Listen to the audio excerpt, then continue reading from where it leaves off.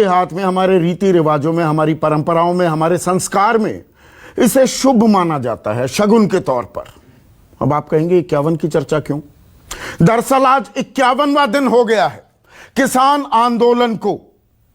अपनी मांगों पर अड़े हुए हैं किसान। तीनों कानून निरस्त किए जाएं, रद्द किए जाएं और न्यूनतम समर्थन मूल्य को कानूनी जामा पहनाया जाए। और इसी समस्या के हल के लिए आज एक और दौर बातचीत हुई विज्ञान भवन में। सरकार की तरफ से केंद्रीय कृषि और किसान कल्याण मंत्री नरेंद्र सिंह तोमर, वाणिज्य मंत्री पीयूष गोयल, वाणिज्य राज्य मंत्री सोम प्रकाश के साथ किसानों की एक दौर और बातचीत हुई। लेकिन वो पुरानी कहावत है ना, ढाक के वही तीन पात, फिर से मिली एक और तारीख। अब ये फिल्मी डायलॉग भी घिसा पिटा दिखने लगा है, क्योंकि मिलती है तारीख पर तारीख, तारीख पर तारीख। अब अगली तारीख तय कर दी गई है, मुकर्रर कर दी गई है 19 जनवरी। आज से 4 दिन बाद वही 12 बजे, दोपहर 12 बजे, इसी विज्ञान भवन में, जिसकी मैं तस्वीरें आपको दिखा रहा हूं, एक और दौर बातचीत होगी। लेकिन क्या समस्या का कोई हल निकलेगा? क्योंकि सिचुएशन वो यथास्थिति बरकरार है, कायम है, जस की तस है। सरकार कह रही है हम संशोधन के लिए तैयार हैं। किसान कहते हैं संशोधन पर हम कतई मानने वाले नहीं हैं। हमें तीनों कानून रद्द करवाने की जो मांग है उससे पीछे हटने नहीं वाले हैं। न्यूनतम समर्थन मूल्य जो एक रास्ता निकल सकता है कि सरकार कानूनी जामा पहना दे। जब सरकार कह रही है हम लिखित आश्वासन दे सकते हैं, तो जब लिखित आश्वासन दिया जा सकता है तो कानूनी जामा पहनाने में ऐसी क्या बड़ी दिक्कत है? ऐसा क्या आर्थिक असंतुलन हो जाएगा? ऐसा क्या बोझ पड़ जाएगा सरकार पर कि लिखित में देने को तैयार है लेकिन कानूनी जामा नहीं पहना रही है? उधर किसान संगठन भी सिर्फ कानूनी जामा पहना दो, न्यूनतम समर्थन मूल्य को, उससे मानने वाले नहीं हैं। वो कह रहे हैं it is a necessary but not a sufficient condition. जो इकोनॉमिक्स में, जो भी इकोनॉमिक्स के विद्यार्थी हैं, यह चीज बड़ी इस्तेमाल होती है, it is a necessary but not a sufficient condition, कि यह कर दो, यह जरूरी है पर यह अपने आप में मुकम्मल नहीं है। और इसी में पेंच अटका हुआ है। और अब किसान कह रहे हैं कि देते रहिए जी तारीख पर तारीख। यह बिना सुनवाई के मुकदमा हो रहा है, मुकदमा करते रहिए, तारीख देते रहिए। अब हम 26 तारीख को गणतंत्र दिवस पर अपनी ट्रैक्टर परेड निकालेंगे, पर उससे पहले क्या कोई रास्ता निकलना चाहिए और खुला मन करना होगा क्या सरकार को भी, किसानों को भी। यह बात मैंने कल अपने कार्यक्रम में भी कही थी। और उधर वो एक गाना है ना, मेरे अंगने में तुम्हारा क्या काम है। अब किसानों के आंदोलन में विपक्षी दलों का क्या काम है, यह सवाल मैं लगातार पूछ रहा हूं। बीजेपी कांग्रेस बनाने की बड़ी कोशिश हो रही है इस पूरे आंदोलन को, लेकिन न्यूज 24 पर हमारा यह साफ मानना है, यह समस्या, यह दिक्कत किसानों और सरकार के बीच है। विपक्ष समर्थन दे ना दे वो एक अलहदा मसला है, लेकिन आज कांग्रेस भी कूद पड़ी। ऐलान किया था कुछ दिन पहले कि वो किसान अधिकार मार्च निकालेंगे, राजभवनों का घेराव करेंगे। तो वो लखनऊ हो, पटना, भुवनेश्वर, कोलकाता, चंडीगढ़, जम्मू और खास दिल्ली। यहां पर दिल्ली में तो राज्यपाल होता नहीं है, उपराज्यपाल, लेफ्टिनेंट गवर्नर होता है। तो लेफ्टिनेंट गवर्नर एलजी के दफ्तर का घेराव किया। और एक कन्वीनियंट पॉलिटिक्स जो है ना, उसकी भी तस्वीर देखिए, बीच में कन्वीनियंट पॉलिटिक्स की तस्वीर है। दिल्ली में एलजी के घर तक जाने में कोई खास दिक्कत नहीं होती, तो राहुल गांधी, प्रियंका गांधी वहां पर पहुंच गए। कल तमिलनाडु से भी किसानों का समर्थन किया। सही समर्थन तो तब होगा जो इस कड़ाके की ठंड में, इस जाड़े में, और 3 दिन से जबरदस्त कोहरा भी है, रूह कपा देने वाली ठंड है।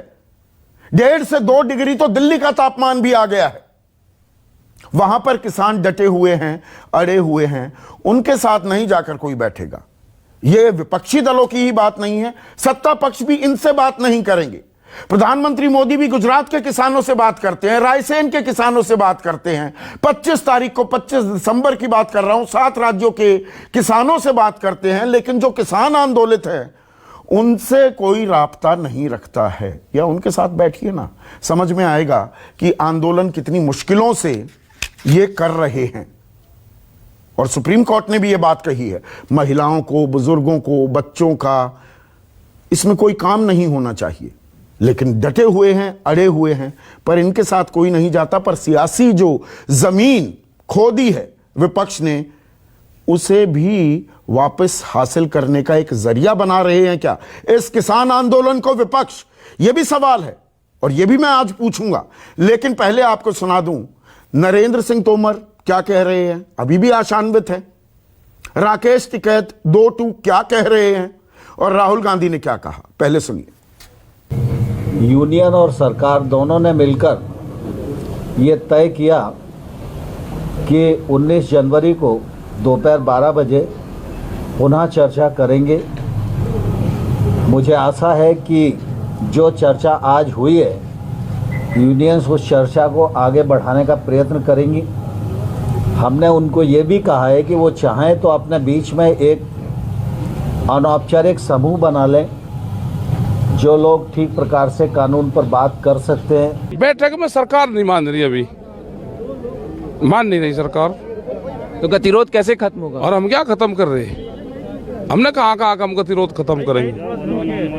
लंबा चलेगा मामला, तो लंबा चलेगा, tractor march as it is रहेगा, लगेगा चलेगा ट्रैक्टर मार्च। बेसिक जो रिस्पेक्ट होती है, बेसिक जो इज्जत होती है, नरेंद्र मोदी जी किसान की इज्जत नहीं करते। वो सोचते हैं कि अगर हमने इसको 10, 15, 20, 30 दिन यहाँ बैठा दिया, ये भाग जाएगा, डर जाएगा, हट जाएगा। नरेंद्र मोदी जी, हिंदुस्तान का किसान नहीं डरेगा, नहीं हटेगा, वो बैठा रहेगा। ऐसे में आज का सबसे बड़ा सवाल, सरकार किसान दोनों अड़े, कैसे निकलेगा समाधान? और किसानों के आंदोलन में कांग्रेस का क्या काम? चर्चा में मेरे साथ बीजेपी की राष्ट्रीय प्रवक्ता, लोकसभा सांसद हैं, नौकरशाह रह चुकी हैं, आईएएस थी, अपराजिता सारंगी। मेरे साथ कांग्रेस के राष्ट्रीय प्रवक्ता रोहन गुप्ता, बद्री नारायण चौधरी, भारतीय किसान संघ, राष्ट्रीय स्वयंसेवक संघ से जुड़ा ये संघ है, उसके महासचिव, और 2 आंदोलित किसान नेता जसबीर सिंह मेरे साथ जुड़ गए हैं, और इसके अलावा शिव कुमार, आदर से, प्यार से, सम्मान से इन्हें कक्का जी भी कहते हैं, और आज वार्ता में थे तो वो पट्टा भी अभी इनके गले में है जो विज्ञान भवन में एंट्री की आपको इजाजत देता है। पर अपराजिता, मेरा सवाल ये, 51 दिन हो गए और आप बहुत बार मेरे शो में आई हैं, पर कुल मिलाकर तारीख पर तारीख ही मिल रही है। यह तारीख पर तारीख से समस्या का हल निकल जाएगा क्या? आप सबको नमस्कार।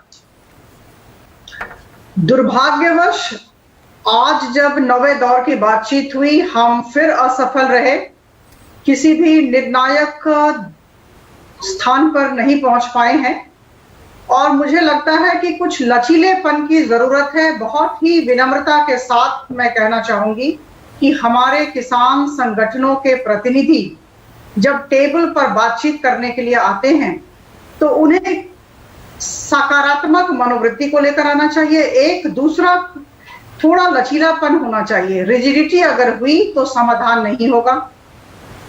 देखिए, जहां तक सरकार की बात है, मुझे लगता है सारा देश जानता है हमारा रुख क्या है, हमारी मंशा क्या है। हम किसानों के साथ खड़े हैं, खड़े रहेंगे, और मैं आपको बता दूं कि हम लोग संशोधन के लिए तैयार हैं।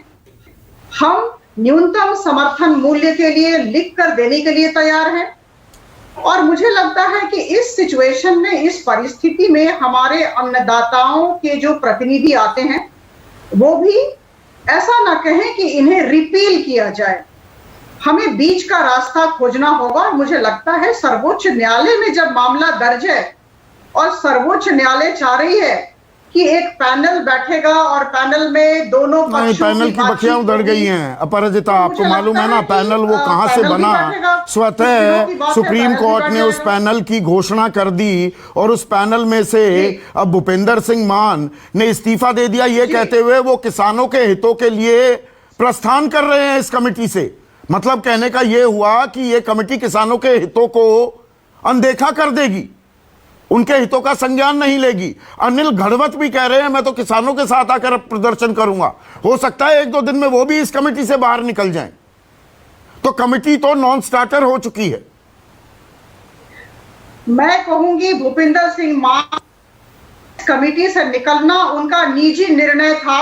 मामला अभी सर्वोच्च न्यायालय में है, एपेक्स कोर्ट में है, और मुझे लगता है कि अभी किसी भी तरह की टिप्पणी देना अपरिपक्वता होगी। नहीं, हम अपरिपक्वता नहीं करते, और ये उनका निजी निर्णय है। ना, हम अपरिपक्वता नहीं करते, पूरे परिपक्व तरीके से हम चर्चा करते हैं। अपराजिता, देखिए सुप्रीम कोर्ट के सामने जो मामला है वो कि ये आंदोलित क्यों है किसान, इनको हटाया जाए ना हटाया जाए, उस पर सुप्रीम कोर्ट ने कुछ नहीं कहा। दूसरा काम है, आप मुझसे बेहतर जानती हैं, करियर ब्यूरोक्रेट रह चुकी हैं, सुप्रीम कोर्ट किसी भी कानून वो वैधानिक है, कॉन्स्टिट्यूशनल है या अनकॉन्स्टिट्यूशनल है, इसी पर फैसला सुनाता है ना, पॉलिसी मैटर्स पर इंटरवीन थोड़ा करता है। ये आप भी जानती हैं। वहां से रास्ता कैसे निकलेगा? रास्ता सरकार और किसानों को निकालना पड़ेगा ना। देखिए, सर्वोच्च न्यायालय ने बहुत ही सही तरीके से, बहुत क्लियरली और स्पष्टता के साथ 3 बातें कही हैं। एमएसपी पर उन्होंने अपना राय दे दिया है कि क्या दे दिया? उठाने का सवाल ही नहीं है। सुप्रीम कोर्ट ने कब कहा? सुप्रीम कोर्ट ने ये कब कहा अपराजिता? कहा पैनल नहीं, सुप्रीम कोर्ट ने कब कहा कि एमएसपी हटाने का सवाल ही नहीं है? नहीं, देखिए, आप अंटिल फर्दर ऑर्डर्स, जो पहला उनका जो निर्णय है आप उसे पढ़ ले। पहला जो उनका निर्णय है या आदेश है, एमएसपी पर कुछ नहीं कहा। उनका आदेश ये है कि इसके अमल पर हम रोक लगाते हैं, सिंपल। नहीं, अमल पर लोग तो लगाए हुए हैं, वो तो अंटिल फर्दर ऑर्डर्स, वो तो रोक लगी है। हाँ। उसके बाद आप पढ़ें, न्यूनतम समर्थन मूल्य को लेकर किसी भी तरह के भय की आशंका की ये कहना तो जी, भय आशंका अलग चीज हो जाती है कि एमएसपी बना रहेगा, ये नहीं। पर आपने 2 शब्दों का इस्तेमाल किया अपराजिता, आपने 2 शब्दों का इस्तेमाल किया कि किसानों को सकारात्मक सोच रखनी चाहिए और रुख लचीला करना होगा। तो जब सरकार के नुमाइंदे, मंत्री, और मैं उसमें डिबेट में नहीं जाना चाहता, आप जानते हैं पीयूष गोयल हैं, दानवे साहब हैं, सबने क्या क्या कहा, खालिस्तानी से लेकर पाकिस्तानी से लेकर चीन और पाकिस्तान समर्थित और फंडेड, ये तमाम बातें जब कही जाती हैं किसानों के बारे में, आप ही के सहयोगी चैनल पर आकर नाम लेकर कि दर्शन पाल जो इस पूरे समूह के, इस प्रतिनिधि मंडल के अगुवाई कर रहे हैं, उन्हें अल्ट्रा लेफ्टिस्ट और माओइस्ट कहती हैं। बलबीर सिंह राजेवाल देश के सबसे उम्रदराज, सबसे, 1 मिनट सुनिए, सबसे उम्रदराज, सबसे ज्यादा तजुर्बे वाले किसान नेता 1966 से आंदोलन कर रहे हैं, उन्हें माओवादी कह देती हैं। तो सरकार कौन सा सकारात्मक रुख दिखा रही है? नहीं, मैं कह दूं, देखिए, कुछ लोगों ने ऐसा कहा है, मैं मानती हूं उन्हें नहीं कहना चाहिए, और इस बारे में हमारे आदरणीय राजनाथ सिंह ने हमारी सरकार का रुख सबके सामने जाहिर कर दिया है। ये गलत है, जो गलत है वो गलत है, और वो जो ठीक है वो ठीक है। कुछ शब्द हैं जो कुछ लोगों ने बहुत गलत प्रयोग किया, मैं मानती हूं। तो सरकार को भी सकारात्मक होने की जरूरत है। एक लचीले की बात और मैं पूछ लूं, बाकी पैनलिस्ट भी बैठे हैं। अपराजिता, लचीले रुख की बात कर रहे हैं आप, किसानों से मैं पूछूंगा, किसान भी जिद पर अड़े हुए हैं, उनसे मैं पूछूंगा, उनका भी पीछा नहीं छोड़ूंगा। पर जब आप लचीले रुख की बात करती है ना, जो ये बातें आपने गिनवाई, ये 3 दिसंबर को तय हो गया था। 3 दिसंबर को तीसरी दौर बातचीत में ही सरकार ने कह दिया था हम लिखित आश्वासन दे देंगे एमएसपी पर और कानूनों में संशोधन कर देंगे। आज हम 15 तारीख में बैठे हैं, तो 1 महीना 12 दिन हो गए, और दिसंबर 31 का महीना होता है तो 1 महीना 13 दिन हो गए।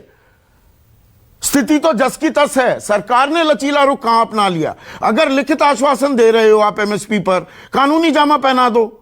कौन सा कॉन्स्टिट्यूशनल क्राइसिस हो जाएगा? मेरी समझ से परे है ये। अभी संदीप जी, फाइनेंशियल इंप्लीकेशन होता है। न्यूनतम समर्थन मूल्य प्रधानमंत्री मोदी जी के कार्यकाल में नहीं आया है, ये चला आ रहा है, हाँ, 1967 से। हम जानते हैं कब से चला रहा है। और न्यूनतम समर्थन मूल्य को कानूनी जामा पहना देना ये बहुत आसान काम नहीं है। क्या मुश्किल है बताइए? तो फाइनेंशियल इंप्लीकेशन है एक। ना, मैं फाइनेंशियल इंप्लीकेशन पर ही हूं। 1 मिनट, अब मुझे समझाइए, मेरा ज्ञानवर्धन कीजिएगा और दर्शकों का भी।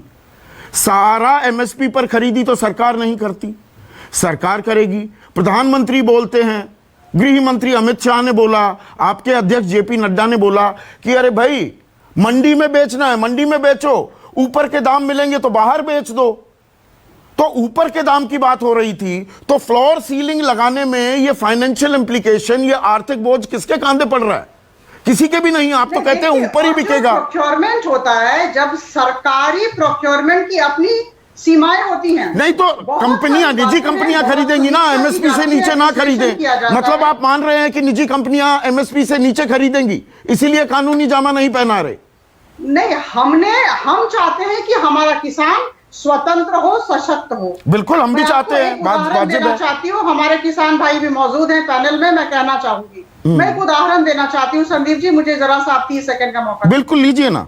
देखिए, अभी कुछ दिन पहले कर्नाटका में 1100 किसानों ने रिलायंस रिटेल के साथ चुक्तिनामा किया, चुक्तिनामा पर दस्तखत किए। और क्या था, वो लोग अपना धान मसूरी वैरायटी बेचना चाह रहे थे 1950 रुपए पर क्विंटल पर। 1000 टन अपना धान वो बेचना चाह रहे हैं, चुक्तिनामा हो गया। और आप जानते हैं कि इस बार एमएसपी क्या है धान की? एमएसपी है 1850 रुपए, 1868। हाँ, नहीं 100 रुपए प्रति क्विंटल ज्यादा उनको मिलेगा। उन्होंने रिलायंस रिटेल के साथ चुक्तिनामा किया और फर्स्ट वीक तक, मुझे लगता है सेकेंड वीक तक पूरा प्रोक्योरमेंट हो जाएगा। आपको 3 और उदाहरण दे दूं जहां पर करारनामा हुआ और भाग गया, आज भी उसको ढूंढते फिर रहे हैं। एक जगह 240 करोड़ का माल था, एक जगह 400 करोड़ का माल था, और किसान ढूंढते फिर रहे हैं कि भैया कौन था। सकारात्मक होना होगा। जब तक हम सकारात्मक नहीं होंगे, नहीं, आप देखिए, आप हल्के से मुद्दे से निकल गई। आप करियर ब्यूरोक्रेट है ना, अपराजिता। मेरा सवाल, फाइनेंशियल इंप्लीकेशन किस पर पड़ेंगी? अगर न्यूनतम समर्थन मूल्य को कानूनी जामा पहना दिया जाए, तो आप तो कहते हैं ना कि भाई मंडी में तो हम खरीदेंगे, और सरकार भी एक लिमिट है, मैं जानता हूं, उतना ही खरीदेगी। सारा माल क्यों खरीदे सरकार? पर अगर प्राइवेट कारोबारी खरीदेगा, वो भी एमएसपी या एमएसपी से ऊपर ही खरीदे, तो फ्लोर सीलिंग कर दो। उसमें किस पर बोझ पड़ रहा है, ये मुझे समझाइए ना। नहीं, देखिए, मैंने कहा कि इसकी समीक्षा की जरूरत है, इसके विश्लेषण। नहीं, आपने कहा फाइनेंशियल इंप्लीकेशंस है, मतलब कारोबारियों पर बोझ पड़ जाएगा। मुझे बोलने दे। हाँ, मुझे बोलने दे। इसका फाइनेंशियल इंप्लीकेशन है, सरकारी प्रोक्योरमेंट की अपनी सीमाएं हैं। तो सारी, कौन कह रहा है वो सीमाएं बढ़ाने के लिए? लॉ बनाया जाता है, सारी बातों को देखकर एक लॉ बनाया। नहीं, कौन कह रहा है सरकार अपनी सीमाएं बढ़ाए? और हम तो कह रहे हैं कि हम लिख कर देने, निजी कंपनी खरीदे ना एमएसपी पर। सवाल ये है, सिंपल सवाल है। देखिए, वो बाद की बात है, हम तो अभी सीधा नहीं, निजी कंपनी क्यों ना खरीदे? सरकार खरीदेगी एमएसपी पर, निजी कंपनी क्यों ना खरीदे एमएसपी पर? अपराजिता, हम कह रहे हैं कि, देखिए संदीप जी, मैं कह रही हूं, सरकार कह रही है कि न्यूनतम समर्थन मूल्य पर हम खरीदने के लिए राजी हैं। और तो राजी कीजिए ना निजी कंपनियों को भी, इन व्यापारियों को भी, आड़तियों को भी। हम लिख कर देने के लिए तैयार हैं। क्यों? आप कानूनी जामा क्यों नहीं मनाते? वो भी ना खरीदे, लिख कर देने से क्या है? निजी कारोबारी नहीं मानेगा आपकी लिखित बात। सरकार तो खरीदेगी, वो नहीं खरीदेंगे। 20-30 साल से ये चला रहा है न्यूनतम समर्थन मूल्य, अभी तक किसने क्यों नहीं कानूनी जामा पहनाया? ये बात वाजिब है आपकी। सब घड़ियाली आंसू बहाते हैं। अभी मैं कांग्रेस से भी सवाल पूछने वाला हूं, पर प्रधानमंत्री 2011 में working group on consumer affairs के अध्यक्ष थे मनमोहन सिंह को लिखते हैं ना कि कानूनी जामा पहनाओ एमएसपी को। 2011 में लिखा था, तब गुजरात के मुख्यमंत्री थे नरेंद्र मोदी। 50-60 साल से कांग्रेस ने, विपक्षी दलों ने क्या किया? कांग्रेस ने देश का भट्टा बिठा दिया। आप नया इंडिया बना रहे हैं ना, तो नए इंडिया में कानूनी जामा पहना दो। देखिए, हम लिख कर देने के लिए तैयार हैं, बहुत सारी बातें हैं जिसका। चलिए, ठीक है, ठीक है। सकारात्मक और लचीले पर आता हूं। आप ना सकारात्मक हैं कक्का जी, और ना आप लचीले हैं। आप तो अब राकेश टिकैत बिल्कुल 2 टूक कह देते हैं कि नहीं, अरे ये तो ऐसे ही मुकदमा चल रहा है, खामखा की बातें हो रही हैं, चले जाते हैं, बुला लिया है तो हम तो परेड निकालेंगे, और हम तो 2022 क्या 2024 तक बैठे रहेंगे। बैठने से हल निकलेगा क्या? जिद पर तो आप भी अड़े हुए हैं। देखिए, हम जिद पर बिल्कुल नहीं हैं, 12 हमारी मांगे थी, जिसमें C250 था, ऋण मुक्ति था। हम लोगों ने बैठ के चर्चा की कि वर्तमान में तो हमारे पास तो 3 काले कानून जो आए हैं, जिसमें MSP पर क्रय करने का कोई प्रावधान नहीं है, तो हम इस 2 मांगों को लेकर 10 कदम हम आगे चले और 2 मांगों को लेकर कि ये 2 मांगे हमारी बहुत आवश्यक हैं, और अगर ये 3 कानून लागू होते हैं, हमको MSP पर खरीदने का कोई कानून ये बता नहीं, 2 मांग नहीं, आप 8-9 मांगे आपने, उसमें पराली भी जोड़ दिया था, सरकार ने वो वापस लेने पर रजामंदी हुई, आपने बिजली संशोधन विधेयक भी लेकर आ गए, आप भी तो बहुत सारी चीजें उसमें लेकर आ गए थे। 2 मांगे तो जो स्थानीय है, ये पराली हरियाणा का मामला स्थानीय है, और ये तो कोई पागल सरकार नहीं ऐसा कर सकती कि 1 करोड़ का फाइन किसान पे लगाओगे आप। ये कोई सामान्य सरकार जिसकी जमीन 1 करोड़ की नहीं है, उस पर आप लेके आओगे। बिजली के मामले में वही 6 महीने से ऊपर हो चुके हैं, वो ऑर्डिनेंस वैसे ही खत्म हो चुका है, तो वो 2 मांगों कोई बहुत बड़ा महत्व नहीं है। शिफ्टिंग ऑफ गोल पोस्ट आप करते हैं ना, अब किसानों के खिलाफ जो मामले दर्ज किए गए हैं अब उनको हटा दो, आज भी 2-3 मांगे आपने ऐड कर दी। नहीं, हमारी कोई मांग ऐड नहीं है, हमारी 2 ही मांगे हैं। चर्चा हमारी इस बात पर हुई कि जब से ये आंदोलन चल रहा है, भांति भांति प्रकार के हम पर आपने आरोप लगाए हैं। जिन हमको आढ़तियों ने हेल्प की, उन पर आपने इनकम टैक्स के छापे डाले। जो ट्रांसपोर्टर हमको लाने ले जाने का काम कर रहे हैं, उन पर आपने केस लगाए। हरियाणा के 900 किसानों पर आपने 307। तो ये बातें हुई ना आज, ये बातें हुई, मुझे पता होता है, इसीलिए तो मैं पूछ रहा हूं, मैं ऐसे ही ये बातें हुई हैं, तो सरकार को आगाह किया है। हमने ये नहीं कहा कि आप हटा दीजिए, कुछ करिए, हमने आगाह किया है कि ये दमन आपका ठीक नहीं है। इस प्रकार का आप दमन करेंगे तो देश में बड़ा भूचाल आ जाएगा। पर ये necessary, it is a necessary but not a sufficient condition. आप MSP को कानूनी जामा पहना दिया जाए, उसके बाद संशोधन पर बात क्यों नहीं करते? सरकार से क्यों नहीं कहते कि आप MSP को पहले कानूनी जामा पहनाओ? आज मैंने असल जड़ तो ये है, ये मानेंगे आप, और ये मैं पहले दिन से मेंटेन कर रहा हूं।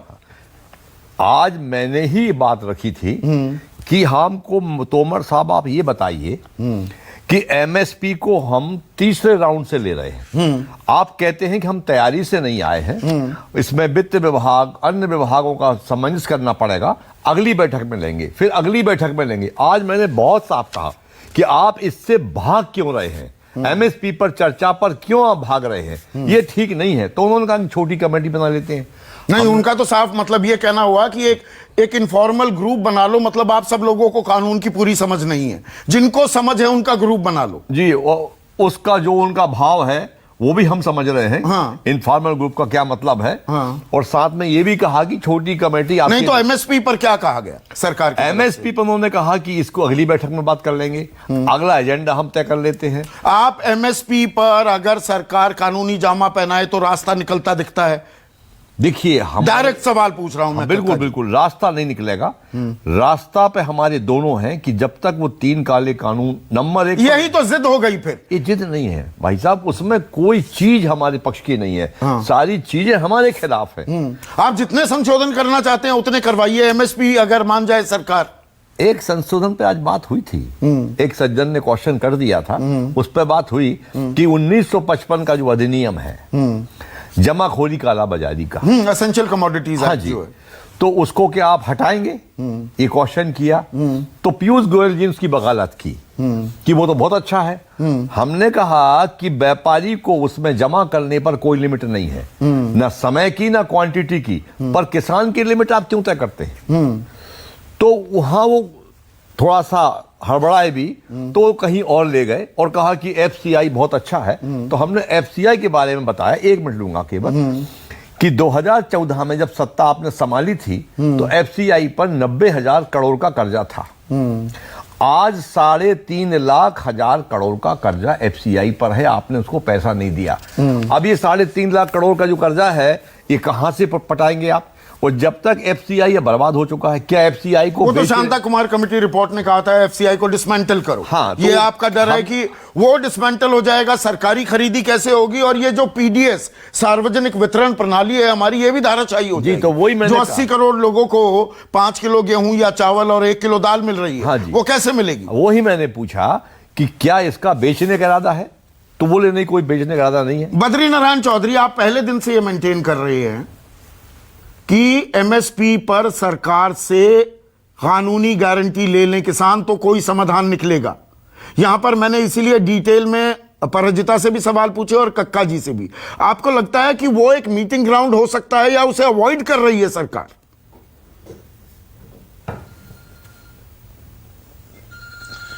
संदीप जी देखिए, जब किसान अगर कर्जा लेता है तो उसके कर्जे को लैंड रेवेन्यू एक्ट के तहत किसी कानून के तहत वसूल किया जाता है, तो फिर किसान की उपज का मूल्य किसी कानून के तहत क्यों नहीं दिया जा सकता? हाँ, अगर उपभोक्ता का संरक्षण कोर्ट कानून है, ऋण वसूली न्यायाधिकरण है, पर्यावरण न्यायाधिकरण है, मानवाधिकार आयोग है, कृषि उपज मूल्य केवल एक सीएससीपी बना रखा है जिसको भी कोई संवैधानिक अधिकार नहीं है। इसलिए किसान आयोग भी बने, कृषि नीति भी बने, कृषि उपज का आयात निर्यात नीति भी तैयार हो और एमएसपी का कानून बने। यदि एमएसपी के नाम से नहीं बनाते, कोई डब्ल्यूटीओ की प्रॉब्लम आती है तो इसके तरीके और भी हैं। 3,60,000 करोड़ की सब्सिडी है, प्रधानमंत्री बीमा है, बहुत सारी चीजें हैं। इनके अगर एक मुश्त डीबीटी किसान के नाम में जाती है तो शायद पर कैपिटा पर एकड़ जो है छोटे किसान को बहुत नहीं, उसके रास्ते बहुत हैं। बद्री नारायण जी, गलत कह रहा हूं मैं, एक सेकंड के लिए रोक रहा हूं। बद्री नारायण जी, इसके रास्ते बहुत हैं और रास्ते निकाले जा सकते हैं। डब्ल्यूटीओ कोई समस्या नहीं है, ये बात मैं अपने कार्यक्रम में कह चुका हूं। विकासशील देशों की कैटेगरी में आते हैं, हम 10% सब्सिडी दे सकते हैं। विकसित जो देश हैं वो 5% सब्सिडी दे सकते हैं। पर आज की तारीख में हमारे यहां पर किसानों को सब्सिडी कितनी मिलती है? 15,674 रुपए। जापान में मिलती है 7 लाख रुपए, कनाडा में मिलती है 11,44,000 रुपए, अमेरिका में मिलती है लगभग 42 लाख रुपए की सब्सिडी। यानी कि वहां पर अगर कीमत से नीचे भी खरीदी होती है, और होती है, ये बहुराष्ट्रीय कंपनियां करती हैं। इसका जिक्र दिसंबर 2012 में तत्कालीन राज्यसभा में नेता प्रतिपक्ष अरुण जेटली कर चुके हैं। वो देश के वित्त मंत्री भी रहे मौजूदा सरकार में। उन्होंने कहा 6,000 करोड़ की रोजाना सब्सिडी देता है किसानों को अमेरिका, तो वो सब्सिडी से वो रास्ता निकाल लेते हैं, तो हम भी निकाल सकते हैं। वो डब्ल्यूटीओ को मानते नहीं, हम मानते फिरे और एमएसपी ना बनाए, उसको कानूनी गारंटी ना दें। ये कौन सा तर्क है? बद्री जी, गलत कह रहा हूं तो बताइए। कानून नहीं बनना चाहिए, आप बिल्कुल ठीक कह रहे हैं। बिना कानून के और किसान के साथ में अब तक जो ज्यादती हुई उसके से बाहर निकलने का एक मौका है। ये जो बॉर्डर पर बैठे हैं, इनके दबाव में सरकार आई हुई है, इसको मिस नहीं करना चाहिए। 1-3 बिल वापस लेने की किसी बहकाने वाली बातों में नहीं आकर के और किसान की वास्तविक समस्या की तरफ नेता बंधुओं को बढ़ना चाहिए, वरना इस सरकार और इन नेताओं के बीच में कोई निर्णय नहीं होगा। और कोर्ट की कमेटी, जिसमें हमने भी आज सुप्रीम कोर्ट में प्रार्थना पत्र लगा करके निवेदन किया है कि इस कमेटी को बढ़ाइए, बहुत बड़ी नहीं, बहुत छोटी नहीं, लेकिन सारे स्टेक होल्डर्स इसमें हों, सब स्टेक होल्डर्स हों, के प्रतिनिधि ज्यादा हों, हाँ, ताकि वो अपने तर्क पूर्वक किसान की वास्तविक समस्याएं, जिनको वो किसान ही समझ सकता है, ये अफसर और नेता नहीं जानते, और उनको प्रतिनिधि सब मीटिंग में जोड़ो, कमेटी में जोड़ो, उसके बाद उनको चर्चा करने दो। मैं नहीं मानता कि किसान का विषय तर्कपूर्वक रखेंगे तो कोई उद्योगपति या व्यापारी मना करेंगे, कोई नहीं करेगा, पूरा देश उसके साथ देगा। नहीं, यहां पर यह भी तर्क दिया जाता है, बद्री बाबू अपराजिता के सहयोगी हैं, ये लोकसभा में हैं, अपर हाउस में, राज्यसभा में सांसद हैं, राष्ट्रीय प्रवक्ता हैं। सुधांशु त्रिवेदी ने मेरे शो में एक दिन कहा कि राजा बना व्यापारी, जनता बनेगी भिखारी।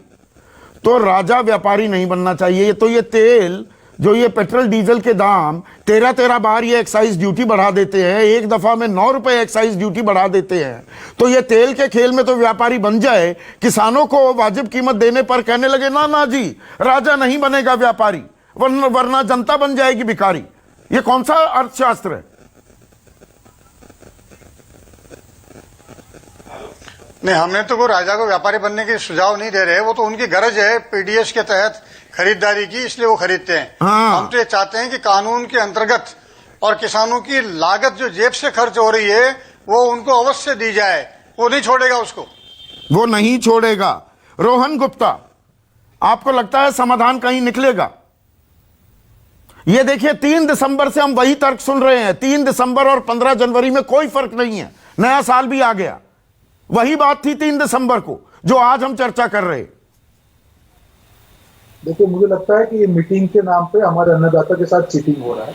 मैं क्यों कह रहा हूँ संदीप जी, अभी आपने भाजपा के प्रवक्ता को जब पूछा कि एमएसपी आप क्यों उसको लीगल रूप नहीं देते, उन्होंने कहा फाइनेंशियल इम्प्लीकेशन। उनके मुंह से वो बात निकल गई। और बात यहाँ पे मुझे लगता है सरकार को समझाने की जगह समझने की जरूरत है। आज कृषि मंत्री ने प्रेस कॉन्फ्रेंस बाद में की तब कहा कि हमने पहलुओं को समझाने का प्रयत्न किया, किसान समझे नहीं। ये संदीप जी ऐसी बात है कि किसी को जहर दिया जाए और उसको कहा जाए कि भैया आप थोड़ा सा ये जहर ले लो, बाद में आप 1 साल तक देखो, अगर आपको कुछ होता है तो मेरे पास वापस आओ। अगर जब किसान बचेगा ही नहीं तो वापस कहां से आएगा? जो किसान सालों से किसानी करता है, खेती करता है, उसको अपना अच्छा बुरा मालूम नहीं है और सरकार उनके ऊपर कोई चीज थोप देगी, तो मुझे लगता है जब मूल चीज में ही अगर खामी हो तो उस पर क्या डिस्कशन होगा। आज एमएसपी की जब बात करी गई, जब काफी किसानों ने ये चीज कही, उस बात को उड़ा दिया गया। उनको कहा कि भैया अगर आपको डिस्कशन टेबल पे आना है, पहले ये कानून को आप साइड में रखें, वापस डिस्कशन शुरू करें और जो अच्छा होगा किसानों के लिए पूरे सबको साथ में लेके वो आपकी। एमएसपी कब लागू हुई थी रोहन? 1967 में ना। 1967 से 2021 में आ गए, सबसे ज्यादा राज आपने किया। आपने एमएसपी को कानूनी जमा क्यों नहीं बनाया? देखिए संदीप जी, बिल्कुल हमारे अगर 2019 के मैनिफेस्टो में आप देखें, हर जो सिस्टम है उसकी खामियां होती हैं, प्लस होती है, माइनस होते हैं। मैं जानता हूं, ऐसा नहीं कि वो सिस्टम परफेक्ट थी, और इसीलिए अगर कोई सिचुएशन में कोई सिस्टम में खामी है तो आपको धीरे धीरे उसको इंप्रूव करना होगा। और जब आप एमएसपी की बात कर रहे हैं, एक प्रोटेक्शन था मंडी सिस्टम में, एपीएमसी सिस्टम में, जिसपे आपका शोषण नहीं हो सकता था और कोई प्रोटेक्शन नहीं था रोहन गुप्ता। अब मैं आंकड़े आपको भी बता दूं, 2015 में ही शांता कुमार कमेटी रिपोर्ट थी। आपकी सरकार तब गए हुए 1 साल भी नहीं हुआ था। शांता कुमार कमेटी रिपोर्ट में कहा गया देश में न्यूनतम समर्थन मूल्य पर खरीदी सिर्फ 6% होती है, उसमें भी अधिकांश हरियाणा और पंजाब में। हरियाणा में 85%, पंजाब में 89%। पहली बात। दूसरी बात, पिछले 10 सालों में, जिसमें आपकी सरकार भी आ गई, इक्रियर ओईसीडी की रिपोर्ट है, 45 लाख करोड़ का नुकसान हुआ है किसानों को, क्योंकि उनकी फसल एमएसपी से नीचे खरीदी गई। इक्रियर ओईसीडी की रिपोर्ट है। तो एमएसपी पर आप कहें नहीं जी उस वक्त कुछ नहीं होता था, किसान उस वक्त मजबूर था, आज भी मजबूर है। आज वो परेशान होकर सड़क पर आ गया। परेशान तो वो आपके टाइम पर भी था। आप बताते रहिए हमारे टाइम पर 121 बढ़ा दिया, इन्होंने 44% एमएसपी बढ़ाया। वाजिब दाम कभी नहीं मिले किसानों को, यह कड़वी हकीकत है इस देश की।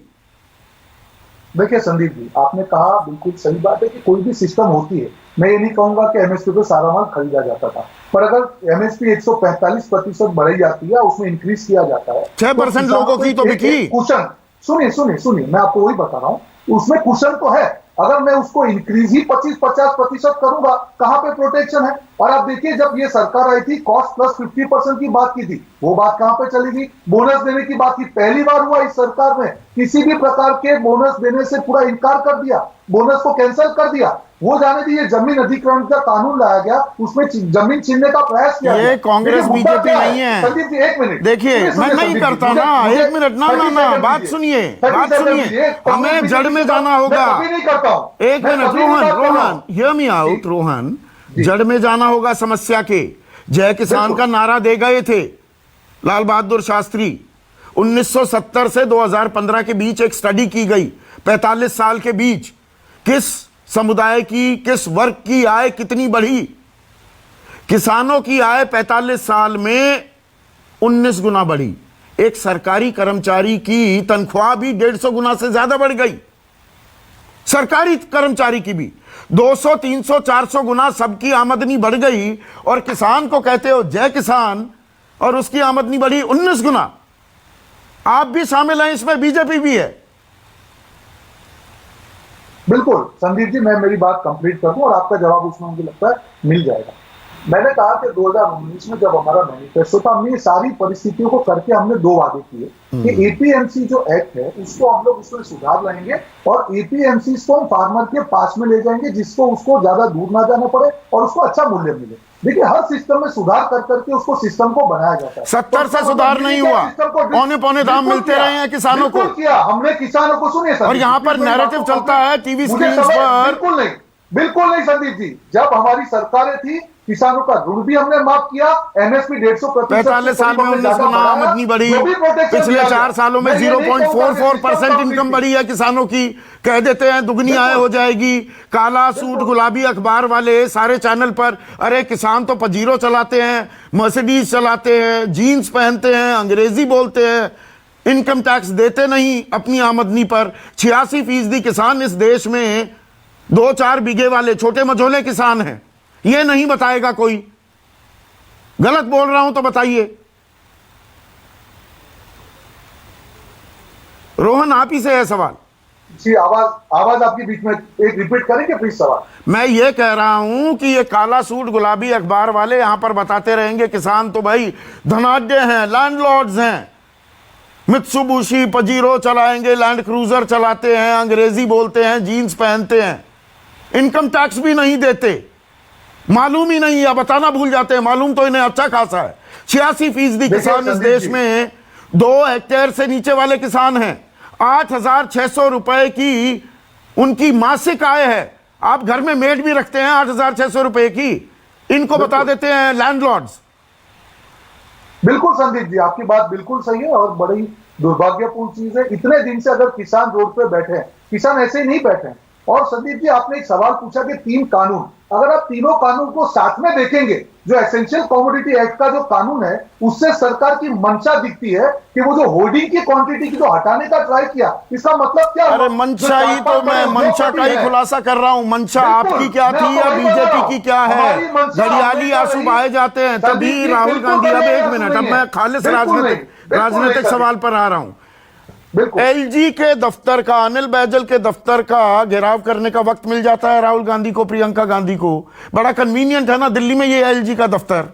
किसान 51 दिन से कड़ाके की ठंड में बैठा है, वहां तो जाओगे नहीं। ये अपनी सियासी जमीन संदीप जी पाने का अच्छा खासा रास्ता मिल गया किसानों के नाम पर। बिल्कुल नहीं संदीप जी, हम लोग नहीं चाहते हैं कि किसानों की जो मुद्दे हैं उसका कोई राजनीतिकरण हो। हम, हमारा जो जिम्मेदारी है विपक्षी, वो हम निभा रहे हैं। वहां पे लंगर भी चल रहे हैं, हमारे नेता भी जा रहे हैं, पर हम नहीं चाहते हैं कि कल कुछ ये कहा जाए कि देखिए राहुल जी वहां जाके तो राजभवनों का घेराव क्यों कर रहे हैं? आज घेराव किया ना, वो हमारी जिम्मेदारी है। किसान अधिकार मार्च बता रहे हैं सरकार। बिल्कुल संदीप जी, हम विपक्ष के नाते हमारी जिम्मेदारी है कि सरकार पे दबाव बनाए कि किसान वहां पे बैठा हुआ है, अपना अहंकार छोड़े और ये कानून वापस लें। वो हमारी जिम्मेदारी हम निभाएंगे। विपक्ष के नाते हमारी जिम्मेदारी है, हम हर जगह किसान के साथ खड़े हैं, क्योंकि किसान का जो अस्तित्व मिटने की जो बात ये 3 काले कानून में कही है, कांग्रेस इसके खिलाफ है। ये काले कानून सरकार को वापस लेने होंगे, अपने अहंकार छोड़ना होगा और सबको मिला के आप बिठाइए, सबको डिस्कशन कीजिए। डिस्कशन के बाद जो चीज आती है उसको आप इंप्लीमेंट कीजिए। अगर आप किसी पे थोप देंगे संदीप जी, मुझे जो चीज की जरूरत नहीं है मुझ पे थोप दी जाएगी और उसको मैं विरोध करूंगा। अब 1 मिनट, जसबीर सिंह स्क्रीन पर। जसबीर जी, ये घड़ियाली आंसू बहाए जा रहे हैं ना। मैं 70 से अब तक का पूरा वाकया देश के सामने रखा है। वो कांग्रेस हो, बीजेपी हो, कोई हो, सरकार में आते ही जय किसान का नारा लगाते हैं। किसान को उसकी कीमत के वाजिब दाम कभी मिले हैं क्या? या इसकी चर्चा भी हुई है? और मैं मीडिया का आदमी हूं, मीडिया में भी ये तो आप लोगों के आंदोलन के चर्चे, हम इतनी विस्तृत चर्चा कर रहे हैं, किसानों की तो चर्चा ही नहीं होती। यह कड़वी हकीकत नहीं है क्या देश की? संदीप जी, मैं आपको बताना चाहता हूं कि ये जो लोग हैं, हमारे को जहां भी जोड़ा ना कम टाइम देकर इनकी बात सुनी जा रही है। ये तो जब चर्चा में बैठते हैं ये तो अपनी घोड़ियां गाते रहते हैं, अपनी बातें सुनाते रहते हैं। वही हाल मनसा सरकार की है कि किसान को किसी ने 73 साल में पहचाना ही नहीं है। अभी भी सड़कों पर रुल रहे हैं किसान। तो जेडे निर्दलीय दल हैं जो भी, वो बोल रहे हम किसान के साथ हैं, हम किसान के साथ खड़े हैं। इनको बोलो हम तो अपने बच्चे भी लेकर इधर बैठे हैं, हमारे बूढ़े भी इधर बैठे हैं, हमारी औरतों भी इधर बैठी हैं। ये कौन सा हमारे सहयोग कर रहे हैं? बिल्कुल अपनी राजनीति कर रहे हैं, अपनी जो जमीन तलाशना चाहते हैं। दूसरी बात मैं बोलूं आपको कि जो एमएसपी की बात कर रहे हैं, एमएसपी की बात है कि जो किसान को क्यों नहीं एमएसपी देना चाहते। 23 फसल के ऊपर एमएसपी है हमारा, अभी 2 फसलों के ऊपर देते हैं पंजाब में। उसके में जो धान की खेती है 25-30% व्यापारी वो भी अपनी मर्जी से खरीदता है, उसमें भी पूरा एमएसपी नहीं मिलता। मैं दूसरा उदाहरण देना चाहता हूं, एक कारखानेदार अपनी कोई चीज बनाता है, उसमें लागत देखता है मेरी कितनी लगती है, और उसमें वो 50% प्रॉफिट रख कर फिर बेचता है। तो किसान की जो फसल है वो मंडी में जाती है तो व्यापारी उसका मन मर्जी से रेट लगाता है और कार निर्माता जितने अधिक कह रहे हैं जसवीर जी, अभी जनवरी में 50-50 हजार तक कीमतें बढ़ा दी कि जी हमारे रॉ मटेरियल का दाम बढ़ गया है, तो कीमतें बढ़ गई हैं कारों की। देखो कीमतें कौन सी बढ़ गई हैं, इनके तेल डीजल की कीमतें कहां जा रही है, खाद के ऊपर इन्होंने सब्सिडी उठा लिया है, दवाइयों का रेट कहां चल गया है, मशीनरी जो है खेत में कितना इसमें लागत आ रहा है, इन्होंने तो कुछ भी नहीं बढ़ाया। तो ये बात कर रहे हैं कि हम वो है। दूसरी बात, ये सरकार कुछ भी नहीं करना चाहती। इसकी ये जड़ी है 9 दौर की मीटिंगें चल गई हैं। 30 दिसंबर को जो मीटिंग हुआ उसके अंदर इन्हें लचकीलापन दिखाया कि नया साल आने वाला है, किसानों का गुस्सा ठंडा करें। इन्होंने बोल दिया हमने जो बिजली का है, जो पराली का है, उसको हम वापस ले लेते हैं। जो एमएसपी का और जो तीनों खेती कानूनों का बिल है उसके ऊपर हम 3 जनवरी को विशेष उसका समाधान निकालने के लिए बात करेंगे। तो 3 तारीख को इन्होंने कुछ भी नहीं किया, उसके बाद 8 तारीख को भी इसने कुछ नहीं किया, आज 15 तारीख है, उसके ऊपर भी ये बोल रहे हैं अभी तक कोई लिखित प्रमाण जो लिखित गारंटी नहीं आई है। तो यहां पर देखिए एतबार भरोसे की कमी है अपराजिता। अब 30 तारीख को जो बात कही गई कि नहीं जी 4 में से 2 बातें मान ली, और आप थी उस दिन कार्यक्रम में, मैंने कहा था ये अरिथमेटिक प्रॉब्लम नहीं है, ये गणित की प्रॉब्लम नहीं है कि 4 में से 2 बातें मान ली। वो जो 2 बातें, मैं आ रहा हूं जसबीर जी आप ही के पास, वो जो 2 बातें मानी थी उसका भी कुछ भेजा नहीं है आपने लेखा जोखा। 1 मिनट जसबीर जी अपराजिता को रिस्पॉन्ड करने दें। देखिए हम लिख कर देने के लिए तैयार हैं। अरे रजामंदी की बड़ी बड़ी ब्रेकिंग न्यूज चलाई थी सारे मीडिया ने। नहीं, उन्हें अपना समर्थन देना है, आप हमें लिख कर दें, हम राजी हो गए। वो तो रजामंदी हो गई थी, ये तो तैयार है। ये थोड़ा कहेंगे कि पराली का कानून 1 करोड़ का जुर्माना ना हटाइए, वो तो हटाने के लिए तैयार थे। बिजली संशोधन विधेयक को ना बनाइए कानून। समर्थन तो दें, अरे हमारी बात मान तो ले, कह तो दे हाँ हम लिख कर दे देंगे, लेकिन बात अगर मानेंगे नहीं तो लिख कर हम कैसे दें। अरे आपने 2 चीजों पर रजामंदी हुई, उस पर लिख कर नहीं देंगे। जरूर लिख कर देंगे, तो वो 15 दिन हो गए, क्या दिक्कत क्या है? नहीं तो वो 15 दिन हो गए, लिख कर क्यों नहीं दिया कि 2 बातों पर रजामंदी हो गई तो लिख के दे दो, लिख के क्यों नहीं दिया सरकार ने अभी तक? मैं आपको बता दूं, मीटिंग का प्रोसीडिंग होता है, हर एक मीटिंग की प्रोसीडिंग होती है, मीटिंग की प्रोसीडिंग हो गई। जब ये समाधान हो जाएगा, इस समस्या का, इस विवाद का हल निकल जाएगा, तो एक ऑर्डर में सारी बातें आ जाएंगी। तो बहुत जसबीर जी रिस्पॉन्ड कीजिए, जसबीर स्क्रीन पर। जब समस्या का पूरा हल निकल जाएगा, पराली और बिजली संशोधन विधेयक पर भी लिखित में आ जाएगा आपके पास, पहले समस्या का हल तो निकले। देखो जो बिजली का है वो तो पहले 6 महीने हो गया, वो तो बिल वैसे ही खत्म हो गया, उन्होंने पार्लियामेंट में लेकर नहीं गया, वैसे खत्म हो गया। जो पराली का लेकर आए हैं 1 करोड़ जुर्माना, 5 साल की सजा का, उसमें हम कहना चाहते हैं कि इस देश में बड़े बड़े कातिल घूम रहे हैं, बड़े बड़े अपराधी घूम रहे हैं जिनको कभी सजा और जुर्माना नहीं मिलता, लेकिन एक किसान अन्नदाता है जो पूरे देश का ढिड पालता है, उसका पूरे देश का अन्न भंडार भरता है, उसको 1 करोड़ रुपए का जुर्माना, उसकी उतनी जमीन नहीं है, जायदाद नहीं है जितना उसको जुर्माना है, और 5 साल को उसको सजा देकर वो क्या करेगा देश में? वो क्या पराली नहीं जलानी चाहिए ना। लोग जो है, ये सरकार किसानों की दोनों की जिम्मेदारी है। हाँ 1 करोड़ का जुर्माना बहुत ज्यादा नाजायज है, पर यह थोड़ा कि किसान खड़ी अपनी पराली जला देगा और दिल्ली में यहां पर हमारे बच्चे प्रदूषित हवा सूंघते फिरेंगे। पराली के ऊपर ठीक है समस्या है, जो बड़ा किसान है वो अपनी पराली नहीं जलाता, जो छोटा किसान है उसकी मजबूरी है, उसको जलाना पड़ता है। उसके लिए सरकार सोचे उसको क्या देना है। हमने बोला है कि उसको 2500 रुपया 1 एकड़ का उसको दो बोनस दे दो, जहाँ 100 रुपया उसके 1 क्विंटल पर बोनस दे दो।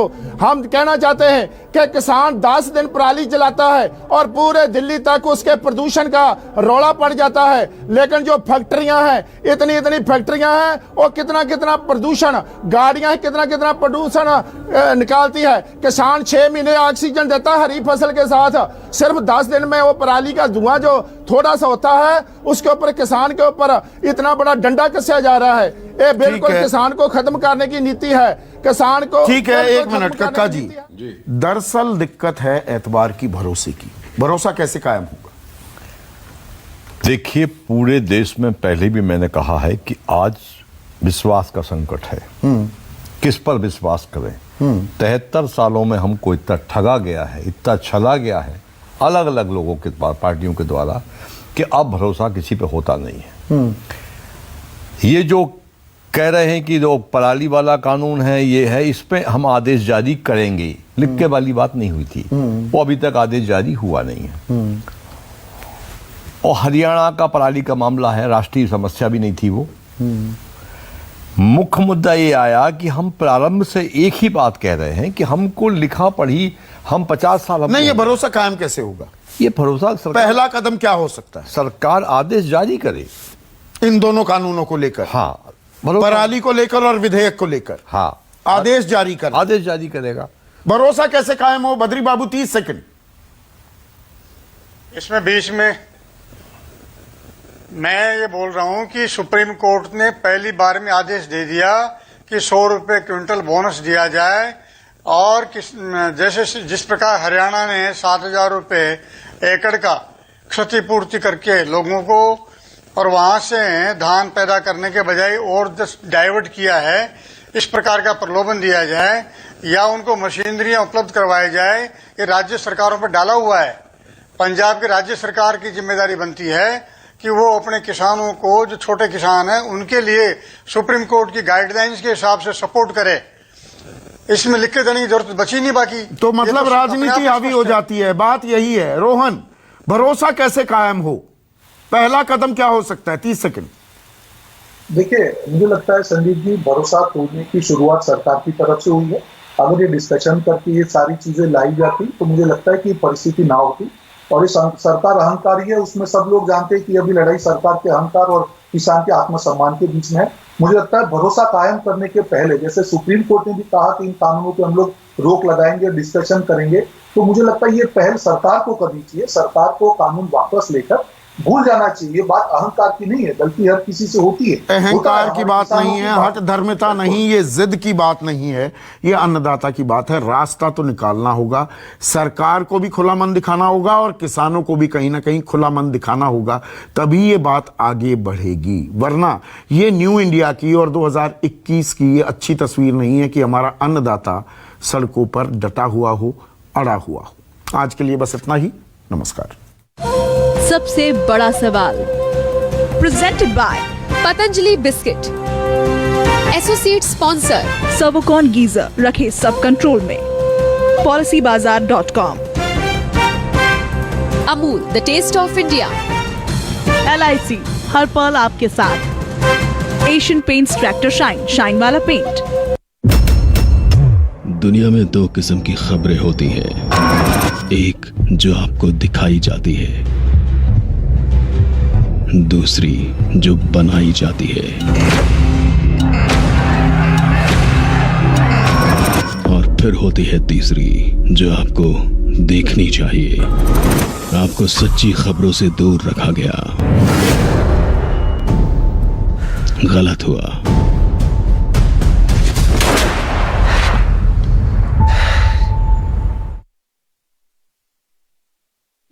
अल्ट्राटेक सीमेंट, इसके अल्ट्राटेक बाइंडिंग पार्टिकल्स ईंटों से सरिये तक जोड़कर घर को दे बेजोड़ मजबूती। नींव बिछाई, दीवार चढ़ाई, छत ने डाला डेरा और घर बन गया मेरा। बड़े इरादों में जान डाल दे। UltraTech, India's number 1 cement. मेरे मकई के खेत में पहले खरपतवार की बहुत तकलीफ होती थी। ये मजदूर भी टाइम पे नहीं मिलते थे और निंदाई का खर्चा तो बहुत होता था। फिर किसी ने मुझे लॉर्डिस का सुझाव दिया। नतीजा तो भाई चौंकाने वाला था। इतने कम समय में लॉर्डिस ने बरसों की समस्या जड़ से मिटा दी, वो भी आधे से कम दाम में। मैंने तो अपना खेत इतना हरा भरा और साफ सुथरा इससे पहले कभी नहीं देखा। पहले एक गाड़ी से माल जाता था, अब गाड़ियाँ ही कम पड़ जाती हैं। थैंक यू लॉर्डिस। थैंक यू लॉर्डिस। थैंक यू लॉर्डिस। अनुभव कीजिए लॉर्डिस का असर। चाहा था जो मुझे मिल गया। राजनिवास फ्लेवर्ड पान मसाला।